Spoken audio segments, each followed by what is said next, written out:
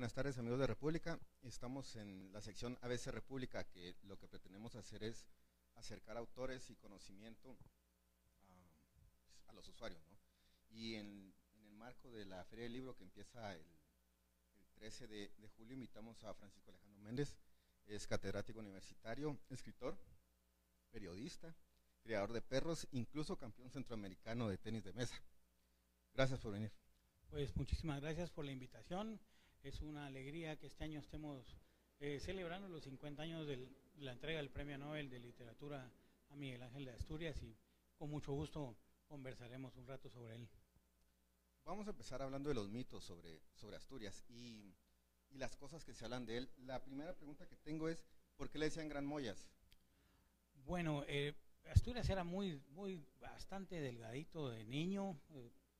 Fue acólito ahí en la iglesia en el barrio de La Candelaria, y debido a su delgadez le decían el Chirimoyas de pequeño, y del Chirimoyas pasó a Moyas, ¿verdad? Entonces eso lo llevó a tener ese apodo por mucho tiempo.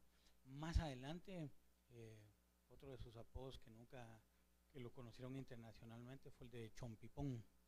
Fue un apodo que le puso Pablo Neruda. De hecho, él también le decía a Neruda Chompipe. Los dos tenían la nariz bastante protuberante, y entonces se molestaban de esa forma. Uno le decía al otro Chompipe. Entonces, digamos que hay un reflejo de la actitud de Miguel Ángel Asturias con los autores que podemos encontrar en su obra. Sí, de hecho, digamos que cuestiones muy coloquiales con generaciones de autores que él apreció y que lo apreciaban a él, tanto nacionales como extranjeros, pues ya aparece, digamos, esa dinámica en algunas partes de sus obras. Ahora vamos a mitos. ¿Qué tan cierto es? He escuchado de muchos autores, más allá de los lectores, que acusan a Asturias de racista. ¿Por qué existe este fenómeno? ¿Realmente lo fue? No, lo que ocurre es que Asturias, cuando se graduó de abogado, su tesis de derecho precisamente se llama El problema social del indio, y en esa tesis él habla algunos aspectos, digamos, entendidos de todo el positivismo del siglo XIX, la mal lectura que hubo de la teoría de la evolución de Darwin, y él habló, digamos, acerca de, por ejemplo, él decía, la sangre del indio está cansada, lleva 300, 400 años de estar recibiendo la peor comida, la peor alimentación, hay que inyectar esa sangre, hay que hacer que esa sangre resurja. Entonces, mucha gente entendió el hecho de resurgir la sangre, así como que inyecten sangre europea y entonces hagamos una raza superior. Pero, o sea, es una mala interpretación. Sin embargo, esta mala interpretación o una interpretación no adecuada permanece. Sí, ha permanecido, porque acuérdate que cuando aquel famoso ejercicio que pones una servilleta blanca y un punto negro, pues la mayoría de gente ve el punto negro. Sobre todo si te pones a pensar que esa fue su tesis de licenciatura. Si a todos nos juzgaran por nuestra tesis de licenciatura, creo que poco sobreviviríamos. Pero como se trata de Asturias también, él después hizo, a partir de los años, hizo una aclaración. Creo que algunas veces se confundió, o él también, digamos, pudo haberse confundido en el sentido de lo que él quería decir, era que había que energizar, digamos, todo ese cuerpo humano y todo ese organismo que durante tanto tiempo había estado en los peores lugares. Sin embargo, se interpretó así como, bueno, pues entonces hay que traer alemanes y noruegos y hacer una sociedad más blanca. Entonces, me parece que ha sido muy injusto con lo que Asturias se planteó. Es decir, en este país, un país es un país eminentemente racista, y muchas veces por circunstancias que alguien pueda decir o pensar o escribir, se le acusa de esa manera. Sin embargo, yo creo que antes de acusarlo de racismo, había que leer las 56 obras que él produjo, que a partir de sus investigaciones y de su creación, la cultura maya es conocidísima a partir de sus novelas. Eso pesa más, digamos, que una tesis de licenciatura. Pero entonces, en estas 56 horas que hablas, que tiene ensayos, ficción, obra para niños, ¿de qué habla? ¿Cómo definís, cómo resumís el contenido de la obra asturiana? Digamos que hay un contenido sobre la cosmovisión maya, ¿verdad? Hombres de Maíces es una obra específicamente en la cual, acuérdate que al principios del siglo XX y para atrás, al indígena ni se le mencionaba ni siquiera en obras. O sea, era un ser humano que no existía en este país, siendo la mayoría. Y gente como Asturias, Monteforte Toledo, mi abuelo Francisco Méndez, comenzaron en sus textos a visibilizar la figura del indígena. Y no solo visibilizarla, sino entender su cosmovisión. Entonces Asturias, en esa obra y en otra buena parte de sus escritos, habla precisamente sobre lo inconmensurable que es esta cultura. Otra línea es su línea social. Por ejemplo, en la trilogía bananera, Papa Verde, Los ojos de los enterrados y Viento fuerte, Asturias hace una denuncia a partir de su creación sobre lo que significaba la United Fruit Company en este país y los resultados, ¿verdad? Luego tiene las líneas, digamos, vanguardistas, que son de la creación por la creación, en las cuales encontramos obras como Cien de Alondra, por ejemplo, o Leyendas de Guatemala, que por cierto es un error dárselas a leer a los estudiantes, porque son de las obras más complicadas que hay de él. En ese contexto, en el Pensum Nacional Base, me parece que es parte leer Miguel Ángel Asturias. En mi caso, yo estoy seguro que en sexto primaria me pusieron a leer El Señor Presidente y no lo entendí. Y creo que no soy el único que vivió esta circunstancia, y en una opinión personal creo que esto lo único que hace es ahuyentar al lector de la obra de Asturias. Entonces, ¿cuál debería ser la mejor forma? ¿A partir de qué libros? ¿Qué edades? ¿Qué es lo que recomiendas?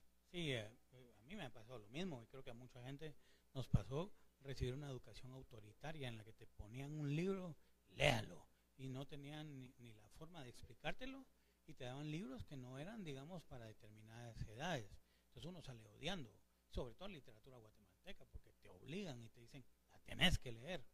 Entonces, a mí me parece que por lo que menos se debería comenzar es por Leyendas de Guatemala y El Señor Presidente. Solamente cuando comienza lumbre, podredumbre, la gente ahí se queda. Porque es un ejercicio, ese es un ejercicio literario, es una gitanjáfora. Para mí que habría que comenzar, por ejemplo, con la etapa de la trilogía bananera, por ejemplo, ¿verdad? Con un aspecto social, porque en esa etapa Asturias no es el Asturias barroco y reelaborado que encontramos en otras obras, sino que digamos que hay un ejercicio literario más simple, no sencillo, pero sí más simple. Y que los estudiantes tuvieran todo el contexto de la época, de la intervención de Estados Unidos a través de la United Fruit Company. Y quizá algunos otros libros como Weekend en Guatemala, por ejemplo, que son unos cuentos que son, digamos, graciosos y que pueden atraer, digamos, por la misma forma del habla del guatemalteco, porque acuérdate que uno se empieza a identificar con los textos literarios cuando empezás a oírte vos mismo en los personajes, cuando lees espacios en los que vos mismo has andado y de repente te los ponen en un libro y decís, ah, sí pues, ahí está la Casa Azul que yo conocí. Claro. Entonces, a mí me parece que hay más libros, digamos, que El Señor Presidente o Leyendas de Guatemala para poder introducir a la gente al mundo asturiano. Pero, ¿cuál debería ser la edad? ¿Se puede hablar de una adolescencia tardía o en la universidad? O... Yo pienso que, por ejemplo, hay libros de Asturias de literatura infantil como El hombre que lo tenía todo, que muy bien se puede leer en primaria. Claro. Hay libros de Asturias como Mulata de Tal que los puedes leer perfectamente en la adolescencia. Pero yo pienso que las cuestiones ya propiamente más políticas y más reelaboradas, porque Asturias, una de sus grandes virtudes era la reelaboración del idioma. Digamos que él, es decir, así como lo hizo Shakespeare en Inglaterra o lo hizo Dante Alighieri en el italiano, Asturias en el español reconstruyó el español que hablábamos nosotros y lo metió dentro de sus obras como una idealización de nuestro idioma guatemalteco. Pero bajo este criterio, la obra asturiana está enfrascada en un momento histórico o realmente su contenido es vital y permanece. Digamos que hay algunas obras de contenido histórico, por ejemplo las obras sociales, pero por ejemplo Hombres de Maíz es una obra que va a prevalecer, me parece que muchas más otras obras, porque ahí encontrás, digamos, primero un elemento, voy a decirlo así, universal. La novela comienza con que la piojosa deja al Goyo Illic, es una esposa que está abandonando al marido, claro, y se larga en un país machista en un pueblo eminentemente machista. Imagínate lo que significa para un macho latinoamericano que su mujer lo abandone. Claro. Y entonces la novela es la búsqueda de la piojosa por toda la novela. Y a partir de toda esa búsqueda hay una serie de elementos mayas donde nos metemos a profundizar la cultura.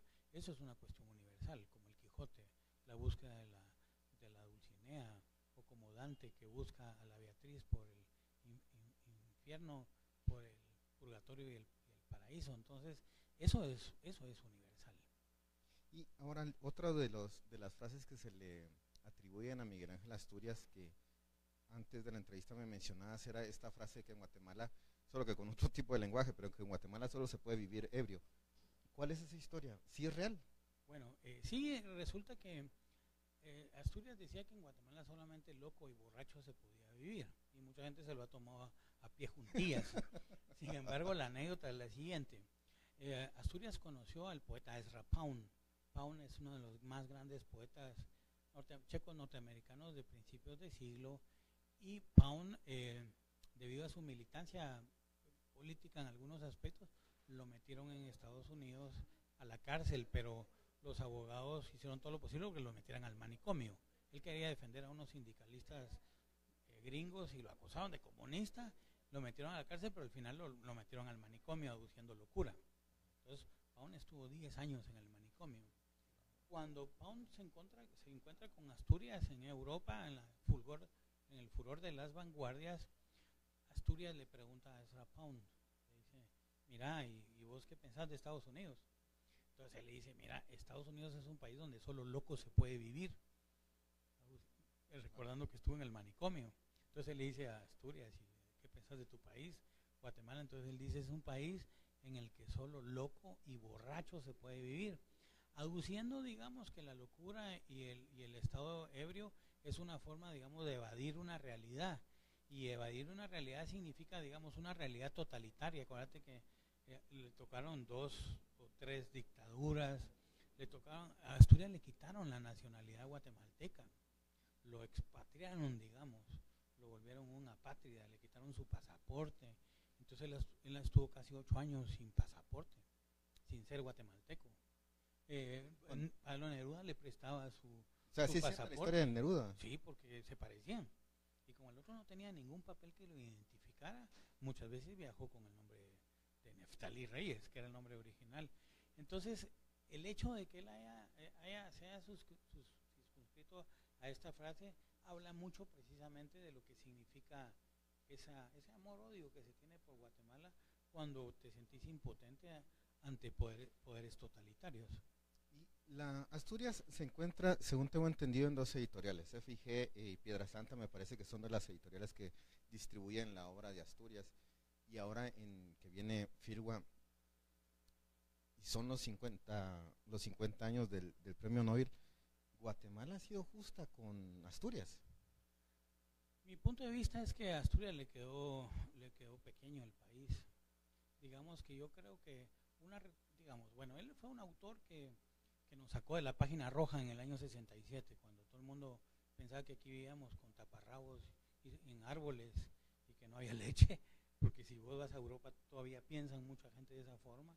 Imagínate en el 67, cuando dijeron, bueno, alguien piensa, alguien sabe reconstruir las ideas de una cultura ancestral, porque, bueno, incluso yo puedo citar a Bertrand Russell, el premio Nobel de Literatura, donde decía que en Latinoamérica no se pensaba, que nosotros éramos una maquila. Bertrand Russell lo dice.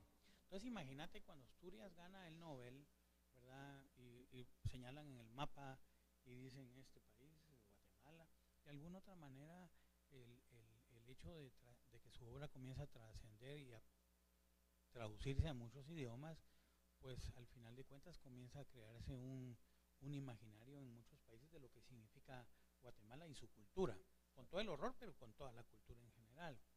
Y yo creo que acá lo que ha habido, digamos, es que mucha gente piensa que era un borrachito al que le dieron el Nobel porque tenía conectes y porque era embajador.